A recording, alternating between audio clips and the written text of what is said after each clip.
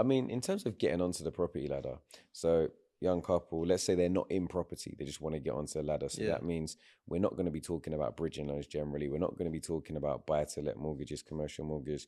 We're going to be talking about your standard residential mortgage. Yep. So for those that are not familiar, let's kind of start with the real basics. Generally speaking, banks will lend you up to 4.5 times your salary. So let's, for argument's sake, say that they're both on, 25K. Yeah.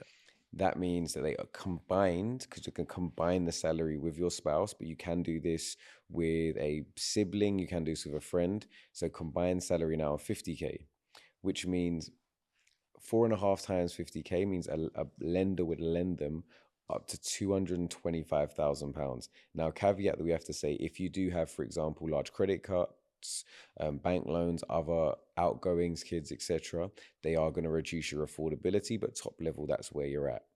Now, typically in the UK market, a bank would expect you to have a 10% deposit, which means that if you want to now buy a property for 250K, they're going to expect you to have a 10% deposit, so that's £25,000, and they're going to expect you then to borrow the remaining 225,000. So you could potentially look to buy a property for 250,000. On the train down there, I got sent a great deal actually in Leicester. The property is being marketed at 270,000. It's actually below market value because the vendor needs a quick sell. They're willing to accept maybe 230. That could be the type of property that you could purchase. Now, obviously, £25,000 is still not a small amount of money by any means. There are deposits with 5%, which means you would need £12,500. They have actually now reintroduced some 100% mortgage deposits. Now, I'm not a massive fan of these schemes because, like any scheme, there are cons that come with the pros of not having to put money in up front.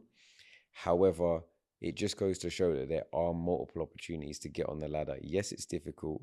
Yes, you do have to protect your credit to show that you're a viable person to lend money to. But I do think, and obviously I say this from a place of privilege, but I don't think, particularly outside of London, it's as difficult as a lot of people, make out. It is very viable to maintain your credit just through having startup credit cards, phone contracts, having utilities in your name, making sure you're on the electoral roll. I'm pretty sure, again,